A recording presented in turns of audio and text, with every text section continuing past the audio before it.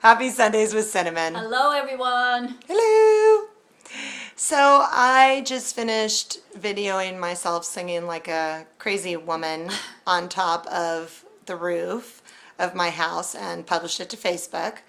And for those of you that didn't see it, I was at the gym today and I received a heart's message, a hunch, instinct to sing a song that I used to sing about cinnamon when I was really deep in the teacher training. And it's called What Do You Want From Me? When you were deep in the teacher Well, I am deep in the teacher training. But when I was deeper now than ever. I am deeper now than ever, although I don't create the suffering that I used to with it. Right. I'll put it that way. Yeah. And so it's called What Do You Want From Me by Adam Lampert. And it's about just the pressure cooker I created thinking that you were pressuring me to choose love and not fear. And watching you, it just seems so easy for you. Here you have back pain, an incest thriver after 16 years, besides your daughter being shot, just all of it. You've had so many things in your life and you just choose to welcome and I see you welcoming it and I'm like, how did I meet this lady that welcomes this stuff? Now I know it is possible to not, go in bed and put the covers over my head. And that's when you started pounding on yourself. And do it now, do it quicker, do it. Yeah. Yes. So I want to speak about that because a lot of us that are getting into choosing love over fear often do start pounding our way to higher consciousness. And it can't be done. No. It can't be done because you get mad after you've taken enough of your own pounding. You get mad, and then you have to take that out on everybody around you. And that's usually your teacher. Right, and because misery likes company, and if you have a true teacher, they're absolutely going to welcome that too, because that is a measure of the next level. Yes. It is. It's like it's very like grief. There are certain stages and levels of it and intensity of it and so forth, and that is to be expected. It's growing pains, and it's exciting to see. For instance, today you just made a judgment that you were putting a halo around. Just now? Mm-hmm. While I was talking? Started this with a judgment. While I was talking. Uh-huh. What was it? Do you even No, recognize it? Don't even recognize Okay. it. I was being silly. I said I was being silly? Oh, yeah. I And did? When we hear this again, Okay. you'll see that you were demeaning what you were doing because you were judging that you don't have a good voice or whatever it is the judgment was, and I let it Well, go. and in the good opinion. Because Yeah. Oh, I yeah. know there's See, people you were out telling there. them that it's silly before they have a chance to say Oh, it's silly. yeah, baby. That is Uh-huh. what people do. Like if you're, if I'm you're- going to tell you, I know I'm batshit crazy before you do. Oh, exactly. Yeah. Yeah, and that doesn't. And that's the goop.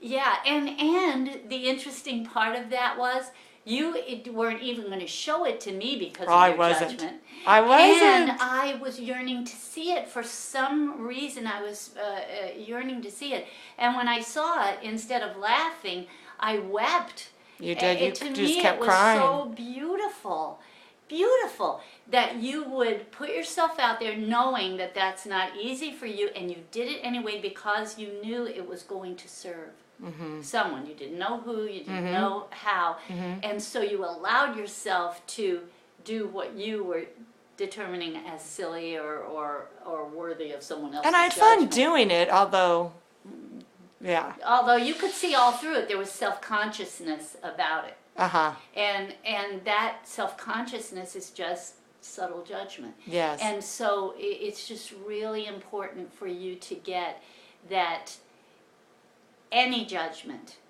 is too much. Because if you're judging yourself, even subtly, even slightly, that's the judgment that eventually is going to be aimed at someone else. Because you can only fake it so long, and you can only give what you've got. No matter how Academy Award winning you are at pretending it, out here in here you're going to know it. And you're learning already how when you lower your tolerance for suffering, even a little bit of it is too much. Mm-hmm. And that's wonderful, because then you just don't go there. It's not worth it. And I just kept doubting my doubt. I knew to publish it, and my doubt would come in going, oh gosh, your voice sounds terrible, and what are you doing? And you just had a walk and talk yesterday. Yeah, see, it's just You don't want to be taking up all the room on rapid Facebook. fire. Uh-huh. Rapid fire. Uh-huh. Yeah. So true. And I know that you have just taken, well, not taken, you've been given a lot of heat from Yeah. so many people. I mean, I see people come at you all the time, and then they're in your right hand pocket the next moment because they know that you have something that they want, which is inner peace in spite of it all. Yeah, and you, as I've said many times, you don't paint a target on your chest and say, I'm a teacher, and not expect people to aim at the target. The beauty of having that target is that you learn not to mind what it takes to be that target, to be that servant. Mm-hmm. And also you learn how to step aside quickly. Yeah. You know, you don't have to create wounds by standing in the line of fire. You learn Well, how and to step aside. Yeah, and I know people can think, oh, well, you wanted this, and it's not that. It's that I must do this. This is my calling. This is what I'm supposed to be doing.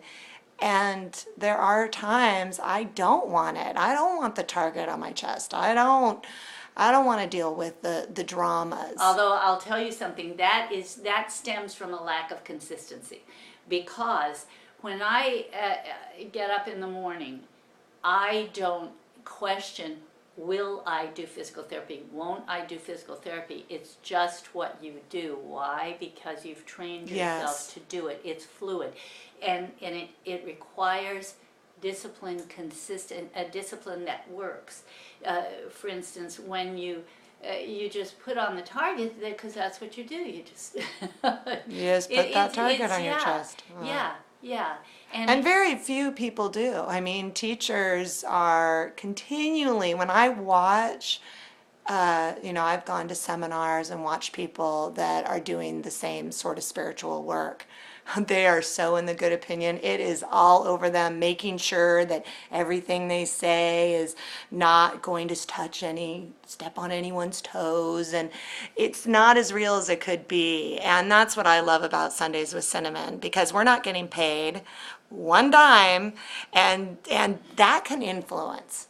You see that money, oh gosh, well, I want to make sure I still have my followers, so. And I like to point to the innocence of people like psychiatrists and people who are paying for their kids' college and their Mercedes and all of this stuff.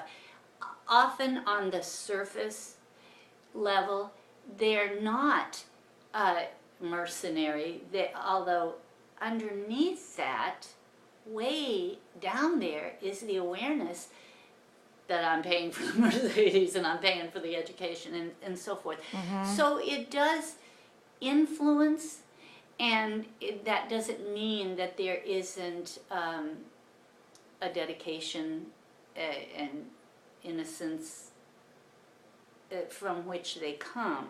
So I want it to be very clear that because there's money involved, I love money. Yeah. When I have it, I love it. When I don't have it, I do without it. and I'm not saying I never would plan on charging. I just Yeah. haven't wanted to in any website type Yeah. way. Yeah. And I know that if I'm supposed to be paid to go around the world and do seminars and write a book, and I always dream of a movie. I mean, I can't imagine a movie not being written about. Freedom. I know. Freedom can write that movie. I know, her grandson, because this is a movie that I am in, and I experience often like I'm in India with you, and it's just, and I know you would never look at yourself as a guru Or no, why is that? Like, what's so bad with saying guru? Why does everyone hate that word? What? Because it implies something different to everyone. And what I find usually is that implies that someone is bowing to you. Oh, And instead of on the floor looking eye to eye. yeah, yeah, and that's why I don't use it, mostly because of other people's connotation of it. Servant works for me because that's the most accurate terminology. I am in service to God, to love, to whatever the doorknobs, whatever you call God. And so servant really works for me and keeps me aware of just the word itself, of service. And Okay. and I like it. I see it as an honor to serve the creator of the universe. I mean, I'm in real good company. Yes, you are. And I definitely am. Every moment I get to spend with you, boy, is just cherry on top of my day. Yeah, yeah, and I feel the same way. It's just an extraordinary opportunity to be with people who are willing to go through the growing pains. It's painful. It's It is hard. painful at times too. Very. Because the mind is so threatened by owning responsibility for doing things or thinking things or being things that don't work, that it's initially it's painful to step through that fear of exposure. And we've talked about that vulnerability is what keeps you safe. Yeah, Because the very. more vulnerable you realize you are, the more safety you create for yourself. And the more you deny your vulnerability, the more risks you take, and I mean risky risks. It's always a risk. You walk out the door in the morning, you're risking. Although, Risking more likelihood to suffer. yeah, yeah. Yeah. Well, I love you, Sen. And you said that you had a message for Monica Hahi. Yeah, yeah. It's about, I don't understand this. It's about fish. And and all I'm getting is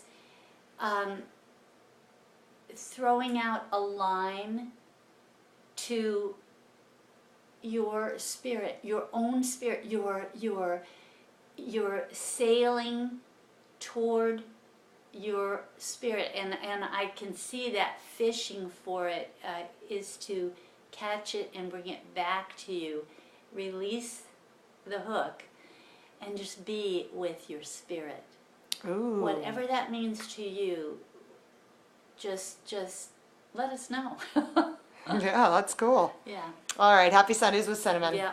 Love you. Bye, everyone. Bye.